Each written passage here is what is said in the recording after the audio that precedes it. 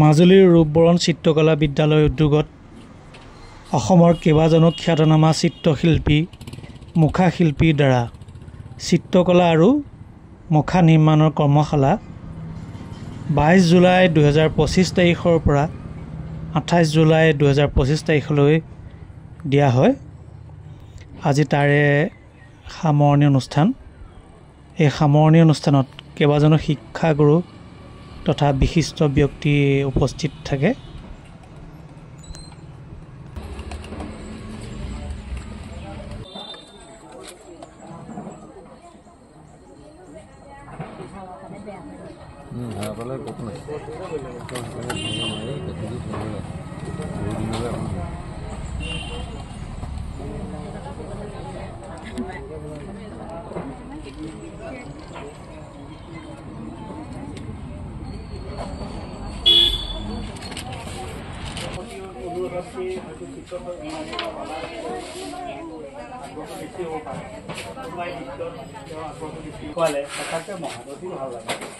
তৎক্ষণাৎ তেওঁ যে এখন ছবি চাই পেলাই জিলা আয়ুক্তজনৰ গতিকে মই আশা ৰাখিছোঁ যে যি ধৰণে বৰ এটা জটিল অৱস্থাৰে আমাৰ জিতু বৰাই আজি বহুদিন ধৰি এই ৰূপবৰণ আমাৰ বিদ্যালয় এইখন আৰম্ভ কৰি ল'ৰা ছোৱালীসকলক শিক্ষাদান কৰি আছে, এটা মহান কাম কৰিছে আৰু আমাৰ সমাজলৈ এটা ডাঙৰ বাৰ্তা। মই আশা কৰোঁ ভৱিষ্যতে এই বিদ্যালয়ে আৰু উন্নতি কৰিব সহযোগিতাৰে।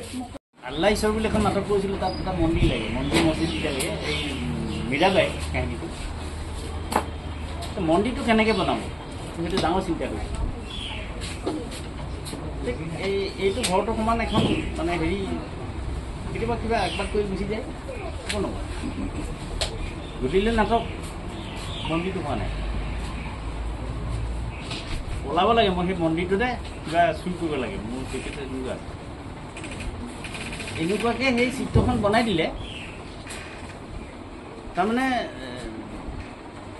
মই ভিতৰৰ পৰা যে ওলাইছোঁ, মন্দিৰৰ পৰা চুৰ কৰি আহিছোঁ, তেনেকুৱা ধৰণৰ কামটো বনাই মানে এখন চিত্ৰটোৱে মানে যিকোনো চিত্ৰই ছবিয়ে কথা কয়। কিতাপখনৰ নাম পাহৰিছিলোঁ, খুব সম্ভৱ লণ্ডনত কাজিয়া লাগিলত ইটোৱে সিটো গালে বিলাহী মাৰিলে, ইটোৱে সিটো গালে বিলাহী মাৰোঁতে মনত পৰিছে লিওনাৰ্ড দা ভিঞ্চি বিলাহী মাৰি দিয়ে। মাৰোঁতে এখন বেৰত সেই বিলাহীবোৰ পৰি এটা বিভিন্ন কালাৰ সৃষ্টি হ'ল। লিওনাৰ্ড দা ভিঞ্চিয়ে সেইখনত চাই পেলাই দুটামান আঁক মাৰি দিলে, সেইখন বোলে শ্ৰেষ্ঠ ছবি হৈ গৈছিল। এই যে শিশুৰ মাজত কল্পনা শক্তিটো বৃদ্ধি কৰিবৰ কাৰণে প্ৰথম ছবিৰে সহায় লয়। ভাৰতবৰ্ষৰ যিমানবিলাক ধৰ্মানুষ্ঠান আছে, হয় ভাস্কৰ্য চিত্ৰ, সেইবিলাকেই ধৰ্ম প্ৰচাৰত সহায় কৰিছিল। অজন্তা ইলোৰা সেই গুহাবিলাকত যে খোদিত কৰি থোৱা যিবিলাক নৃত্যশৈলী, সেই নৃত্যশৈলী অধ্যয়ন কৰি কলাগুৰু বিষ্ণুৰাভাই চৰিত পুথিখন পঢ়ি পেলাই প্ৰথম গুৰুজনাৰ চৰিত্ৰ মানে ছবিখন তেওঁ আঁকিছিলে। এই কল্পনা শক্তিটোৰ জৰিয়তে নতুন সৃষ্টি হয়।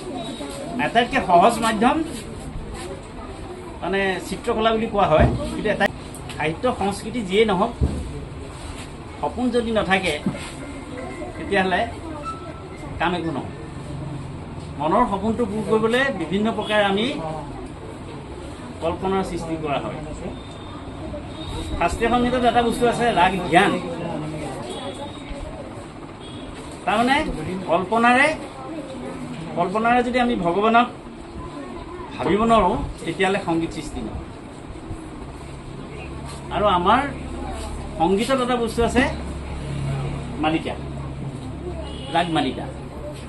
মালিতাটোত এটা কাহিনী থাকে, সেই কাহিনীটোৰে ভগৱানক কল্পনা কৰি তাৰপিছতে সংগীত সৃষ্টি কৰে। ঠিক একেদৰে এই সুকুমাৰ কলাৰ ভিতৰত সংগীত, চিত্ৰকলা, ভাস্কৰ্য বা এই ধৰণৰ গোটেইখিনি বস্তুকে সুকুমাৰ কলা বুলি কোৱা হয়। ৰূপবৰণ চিত্ৰকলা বিদ্যালয়খন যেতিয়া প্ৰতিষ্ঠা হৈছিলে তেতিয়াৰ পৰা মই জড়িত। আৰু এই সংগীত এইখনৰ যিজন অধ্যক্ষ আমাৰ প্ৰাচীন কলা কেন্দ্ৰৰ পৰা যিটো অনুষ্ঠান আছে আমাৰ সৰ্বভাৰতীয় পৰ্যায়ত প্ৰথম বি ফাইন ডিগ্ৰীটো পাইছিল ডিপু বৰাই। তাক সেই ডিগ্ৰীটো পোৱাৰ পিছত এইবিলাক সৃষ্টি হৈছে। অসমত বহুত ধৰণৰ পৰীক্ষা পৰিষদ আছে, বহুত ধৰণৰ আমাৰ পৰীক্ষা ছিষ্টেম চলি আছে, ৰিকগনেশ্যন বৰ্তমান হোৱা নাই, কোনো এখন হোৱা নাই, কোনো ইউনিভাৰ্চিটিয়ে ৰিকগনেশ্যন দিয়া নাই।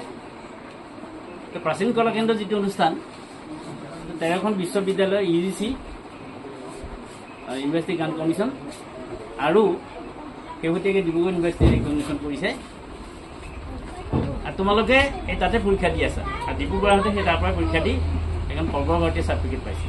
চিত্ৰৰ বিষয়ে কথা কিছু বিশেষকৈ নাজানো, মই ছবি আঁকিব নাজানো।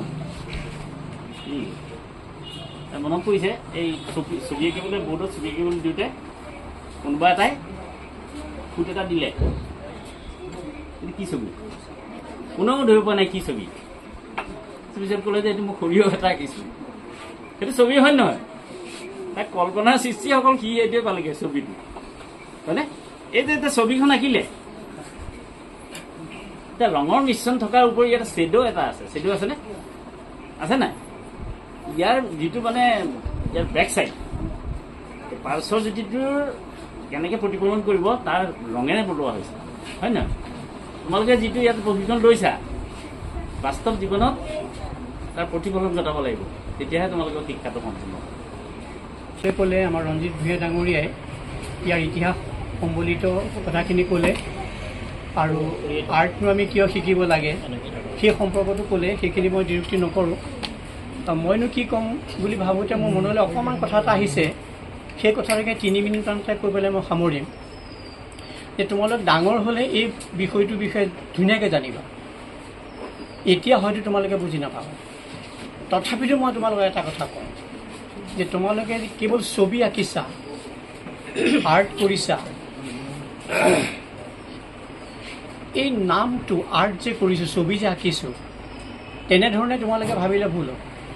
এতিয়া তোমালোকৰ মনলৈ প্ৰশ্ন আহিব, আমি যে ছবি আঁকিছোঁ ইয়াক কি বুলি কয়? গোটেই ছবিবিলাক আঁকিছা, এই গোটেই বস্তুটো এটা আৰ্ট। আমাৰ ভূঞা ছাৰে কৈছে ই সুকুমাৰ কলা, আৰ্টক অসমীয়াত কলা বুলি কয়, বা ই চাৰু কলা বা ললিত কলা। যে তোমালোকে এই সুকুমাৰ কলা অধ্যয়ন কৰিছা, তোমালোকৰ জীৱন ধন্য হৈছে। ভাৰতীয় যিমানবিলাক ভাৰতবৰ্ষত বিদ্যা আছে, কলা আছে, আৰ্ট আছে, এই সকলোবিলাকৰে মূল লক্ষ্যটো হ'ল ভূঞা ছাৰে কৈছে ভগৱান প্ৰাপ্তি। ব্ৰহ্মপদ প্ৰাপ্তি হ'ল ভাৰতৰ সমস্ত বিদ্যাৰ মূল লক্ষ্য। গতিকে তোমালোকে যি ছবি আঁকিছা, তোমালোকে ভাবি ল'ব লাগিব যে আমি ভগৱানক উপাসনা কৰিছোঁ, আৰু ইয়াৰ যোগেদি তোমালোকে ব্ৰহ্মপ্ৰাপ্তিৰ প্ৰচেষ্টা কৰিছা। 1 নম্বৰ কথা। 2 নম্বৰ কথা, তোমালোকৰ মনলৈ এটা প্ৰশ্ন আহিব লাগে, মই তোমালোকক প্ৰশ্নটো জাগৃত কৰি দিছোঁ, যে কলানো কি, আৰ্ট কি, যিটো কাৰণে তোমালোকে শিকিছা বা ছাৰে তোমালোকক শিকাইছে, এই কলা মানে কি, আমাৰ ধাৰণা কি? এই ধাৰণাটো বুজিবৰ কাৰণে মই এটা সৰু উদাহৰণ দিওঁ। ধৰা এই যে খোল অংকন কৰিছে, এটা ছবি হয়নে নহয়? এতিয়া ই কলা হ'ব লাগিব নে? আৰ্টটো এতিয়া কলা, ইয়াৰ কলাৰ সূত্ৰলৈ আমি কেনেকৈ নিম? তোমালোকে এইটো ডাঙৰ হ'লে জানিবা, মই এইটো কৈ লৈছোঁ। কিন্তু এতিয়া মই এটা সম্যক ধাৰণা দিওঁ যে এই খোলটো যে অংকন কৰিছা, ই এতিয়ালৈকে কলা হোৱা নাই। ৰঞ্জিত ভূঞা ছাৰ এই খোলটো অংকন কৰিবলৈ গৈছে, এতিয়ালৈকে খোলটো কিন্তু অঁকা নাই, ছাৰ অংকন কৰিবলৈ গৈছে। এতিয়া ৰঞ্জিত ভূঞা ডাঙৰীয়াও কলাকাৰ হোৱা নাই আৰু খোলো সৃষ্টি হোৱা নাই, ই কলাত ৰূপান্তৰিত হ'ব। এতিয়া আমি পৰ্যায়ক্ৰমে যাম, কলা কেনেকৈ সৃষ্টি হ'ব, কলাকাৰ কেনেকৈ সৃষ্টি হ'ব। যে ৰঞ্জিত ভূঞা ছাৰ এই কাগজখনৰ গুৰিলৈ যাওঁতে তেওঁ 2টা বস্তু লৈ যাব। ফাৰ্ষ্ট ফ্ৰেজ এটা লৈ যাব, নিৰ্মাণ দক্ষতা আৰু নিৰ্মাণ কৌশল। ৰবনে মনত? নিৰ্মাণ দক্ষতা, তেওঁ এই বস্তু নিৰ্মাণ কৰিবৰ কাৰণে তেওঁৰ কিমান এফিচিয়েঞ্চি আছে, কিমান দক্ষতা আছে, আৰু ইয়াত কি কৌশল এপ্লাই কৰিব, টেকনিকটো কি, তেখেতৰ দক্ষতা থাকিব লাগিব আৰু ইয়াৰ কৌশলটো থাকিব লাগিব। যে নিৰ্মাণ দক্ষতা আৰু নিৰ্মাণ কৌশল এই দুটা বস্তু লৈ ভূঞা ছাৰ কাগজখনৰ ওচৰলৈ যাব লাগে। যোৱাৰ পাছত তেখেতৰ নিৰ্মাণ দক্ষতা আৰু কৌশল এপ্লাই কৰি খোলটো অংকন কৰিলে। এই খোলটো হৈ গ'ল। এতিয়ালৈকে কিন্তু ই কলাও হোৱা নাই বা কলাকাৰো নিৰ্মাণ হোৱা নাই, কিন্তু কেৱল ছবিখন হ'ল। এতিয়া আমি ছেকেণ্ড ফ্ৰেজলৈ আহি গ'ল যে ভূঞা ছাৰে দুটা বস্তু এডপ্ট কৰি এই ছবিখন নিৰ্মাণ কৰিলে। ছেকেণ্ড ষ্টেপটোত হ'ব আমি ইয়াত থকা গোটেই মানুহখিনি এই বস্তুটো চাইছোঁ নাই।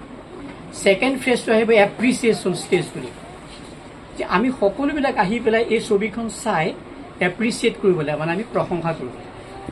আমাৰ মুখত ওলাব লাগিব বৰ ধুনীয়া ফুল আঁকিছে নেকি, বা আমাৰ মুখত আহিব লাগিব যে ডাইনা ছাইডটো বেমাৰ ছাইডতকৈ অলপ অশুদ্ধ হৈছে, বা ইয়াৰ মানে নিৰ্মাণ দক্ষতাটো ইমান ফুটি উঠা নাই, ই হুবহু এটা খোলৰ ৰূপ এটা ল'ব পৰা নাই। তেতিয়া আমি মুখখন বেকা কৰি দিলোঁ, ই খোল নহ'ল। নোহোৱাৰ কাৰণে গোটেই জগৰটো কালে গ'ল ভূঞা ছাৰ গালে, যে নিৰ্মাণ দক্ষতা নিৰ্মাণ কৌশলটো তেখেতে এটা বিজ্ঞানসন্মতভাৱে প্ৰয়োগ কৰিব নোৱাৰে। গতিকে কলাও নহ'ল, কলাকাৰো নহ'লে।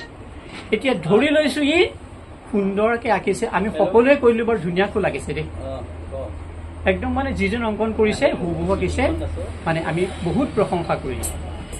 প্ৰশংসা কৰি দিয়াৰ লগে লগে আমি প্ৰশংসা কিয় কৰিম, তাত থাৰ্ড ফ্ৰেজ আহি গ'ল।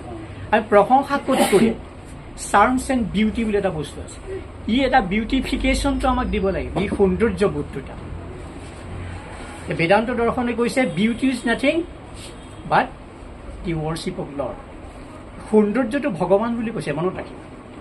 সৌন্দৰ্য সৃষ্টিয়ে মানে ভগৱানক উপাসনা কৰে। ইয়াৰ পৰা যিটো সৌন্দৰ্য আহিলে সেইটোৱে আমাৰ অন্তৰাত্মাত ক্ৰিয়া কৰে, মন মগজুত ক্ৰিয়া কৰিলে, আৰু আমি জয় এণ্ড ডেলাইটনেছ চতুৰ্থ ষ্টেজত মানে আমাৰ জয় আৰু আনন্দ অনুভূতিটো যেতিয়া আমাৰ মন মগজুত আহিব, তেতিয়া আমাৰ মুখৰ পৰা ওলাই গ'ল যে খোলটো বৰ ধুনীয়া অংকন কৰিছে, এইটো সুন্দৰ এটা খোল হৈছে।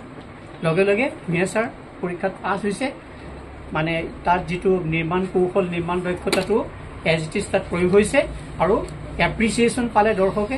নাট্যশাস্ত্ৰী কৈছে এই যে এইটো অকল খোলহে কৈছে, মই তোমালোকৰ আৰ্টত হ'ব পাৰে, নাচত হ'ব পাৰে, গীতত হ'ব পাৰে, যি দৰ্শকৰ মাজত যি মানে আকৌ এটা ক'লোঁ, এই যে এপ্ৰিচিয়েশ্যন যে হ'ব, আমি কিন্তু খোল কি বস্তু জানিব লাগিব। আমি যদি খোল কি বস্তু বুজি নাপায়, আমি যদি যা তা কৰিলে এইটো খোল হোৱা নাই, তেতিয়াহ'লে কিন্তু আমাৰ এটা দুখে চুব। শুদ্ধ ছবিটো ভুল বুলি কোৱাৰ অধিকাৰ আমাৰ কিন্তু নাই। গতিকে যিটো কলা চাবলৈ যায়, যি কথাকলি নাচ চাব ৰাক্ষসৰ নিচিনা, যে কথাকলি নাচ চাকোঁতে আমি কৈ দিলে নহ'ব যে ৰাক্ষস আঁকিছে, এইটো কেতিয়াও কথাকলি নাচ নহয়।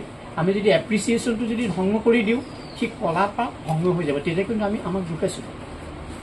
আমি দৰ্শক হৈ যা এটা কথা ক'ব নোৱাৰিম, দৰ্শকো অভিজ্ঞ হ'ব লাগিব। সেইটোকে নাট্যশাস্ত্ৰই আদৰ্শ প্ৰেক্ষক বুলি কৈছে। যিটো কলা চাবলৈ গৈছে, দৰ্শকে সেই কলাটোৰ বিষয়ে সম্যক জ্ঞান থাকিব লাগিব, এপ্ৰিচিয়েশ্যন কৰাৰ তেওঁ দক্ষতা থাকিব লাগিব। মই যধে মধে যদি ডিপু বৰাই অংকন কৰা ছবি এটা যদি মই ভুল বুলি কৈ দিওঁ একো নজনাকৈ, এতিয়া মোৰ মুখামি হ'ব, মই সেইটো ফিল্ডৰ পৰা মোক আঁতৰাই দিয়া উচিত। গতিকে যিটো বস্তু যাৰ কাৰণে উপযোগী, সেই দৰ্শকজনো প্ৰেক্ষকজনো সেই দিশত তেওঁ অভিজ্ঞ হ'ব লাগিব। গতিকে মই তোমালোকক ক'লোঁ, এটা ছবি অংকন কৰিবলৈ হ'লে তোমালোকৰ নিৰ্মাণ দক্ষতা নিৰ্মাণ কৌশল থাকিব লাগিব, সুন্দৰকৈ আঁকিব লাগিব, আৰু দৰ্শক শ্ৰোতাসকলে সেই বস্তুটোক প্ৰশংসা কৰিব লাগিব। তাৰ পৰা ডেলাইটনেছ জয় এণ্ড বিউটি থাকিব লাগিব সেই ছবিটোত। সেই বিউটি বস্তুটোৱে ভগৱান উপাসনা কৰা এটা মাধ্যম বুলি আমাৰ মানে এই শাস্ত্ৰীয় আমাৰ বেদান্ত দৰ্শনে সেইটো বাৰে বাৰে দৃঢ়তাৰে কৈছে। গতিকে তোমালোকৰ ছবিয়ে জনমানসলৈ সৌন্দৰ্য আনক, তোমালোক একোজন কলাকাৰ হোৱা, চিত্ৰকৰ হিচাপে তোমালোক এজন কলাকাৰ হোৱা, তাৰ কাৰণে তোমালোকক ডেডিকেশ্যন লাগিব, তোমালোকে নিৰ্মাণ দক্ষতা নিৰ্মাণ কৌশল তোমালোকে ছাৰৰ পৰা শিকি ল'ব লাগিব। তেতিয়াহে দৰ্শক বিমোহিত হ'ব, তোমালোকক প্ৰশংসা কৰিব, আৰু তোমালোকৰ প্ৰতিটো সৃষ্টিয়ে যাতে শ্ৰোতা দৰ্শকৰ প্ৰশংসাৰ পাত্ৰ হৈ প্ৰশংসা বুটলি ল'ব পাৰা, এই ৰূপ বৰণ এই অনুষ্ঠানটো জাকত জিলিকা হওক, মাজুলীৰ ঐতিহ্য সম্ভ্ৰমী হওক, ছাৰৰ প্ৰচেষ্টা তোমালোকৰ যোগেদি বা ইয়াত নিয়োজিত হৈ থকা আটাইকেইগৰাকী কৰ্মকৰ্তালৈ আমি শ্ৰদ্ধা নিবেদন কৰিছোঁ যে কলাৰ যোগেদি মাজুলীৰ ঐতিহ্য পৰম্পৰা ৰক্ষা হওক, এই অনুষ্ঠানটো জাকত জিলিকা হৈ ক্ৰমাগতভাৱে আগবাঢ়ি যাওঁ ইয়াকে এই পবিত্ৰ মুহূৰ্তত আশা কৰি ভাল মন ভাল সৃষ্টিশীল এটা মন লগত লৈ পেলাই আচলতে যিকোনো কাম কৰিব লাগে। ছাৰৰ খুব অৰ্থগধুৰ কথাৰে ছাত্ৰ ছাত্ৰীৰ লগতে আমাকো আনন্দিত কৰিছে। মই ধন্যবাদ জ্ঞাপন কৰিছোঁ যে আমি অকল ছবি আঁকিলেই নহ'ব, আমি কথাও জানিব লাগিব। আমি আচলতে এইখিনি কথা ক'বৰ কাৰণেই মই আপোনালোকক নিমন্ত্ৰণ জনাইছোঁ। মই বহু পাঠক অনুৰোধ জনাইছোঁ, মানে ছাৰৰ কিবা এটা ব্যস্ততা আছে, ফোন আহি আছে, ছাৰক আমি সোনকালে বিদায় দিব লাগিব। মই সঞ্জীৱ দাৰ পূৰ্বে পাঠক ছাৰক জনাইছোঁ।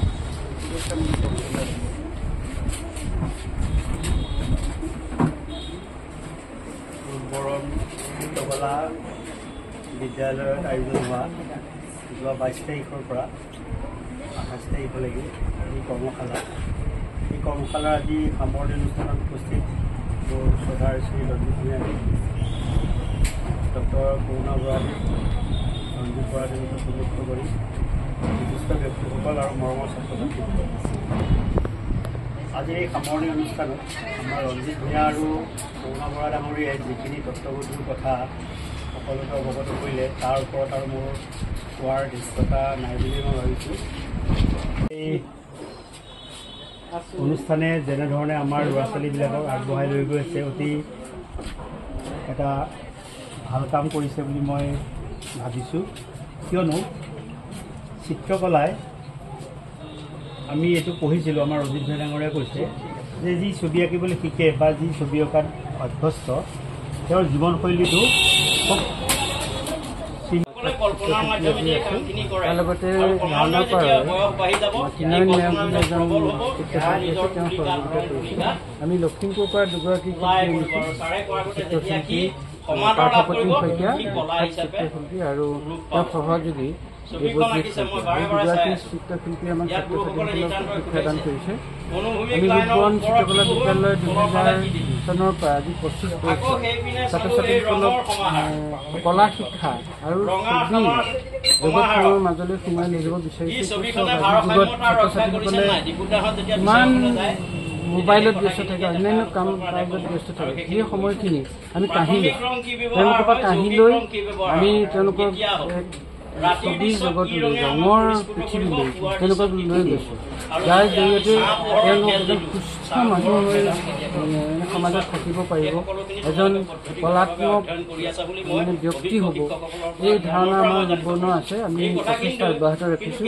ৰাইজৰ সহযোগিতা, ছাত্ৰ ছাত্ৰীসকলৰ উৎসাহ প্ৰেৰণা আৰু আপোনালোকৰ দৰে ব্যক্তি আমাৰ যি সাহস, সকলোবোৰ মানে সমল হিচাপে লৈ ৰূপবৰণ আগবাঢ়ি গৈ আছে।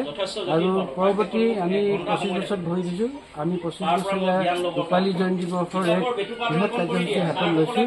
আমি ৰূপবৰণ চিত্ৰকলাৰ যোগেদি কমলাবাৰীত এক পথচিত্ৰ অংকন আমি কাৰ্যসূচী লৈছোঁ, য'ত আমাৰ লখিমপুৰৰ প্ৰায় 20 গৰাকী শিল্পীয়ে আমাক সহযোগিতা কৰিব। আমি মাজুলী শিল্পীসকলকো সহযোগিতা বিচাৰিম। আমি এখন পথচিত্ৰ অংকনৰ কাৰ্যসূচী হাতত লৈছোঁ।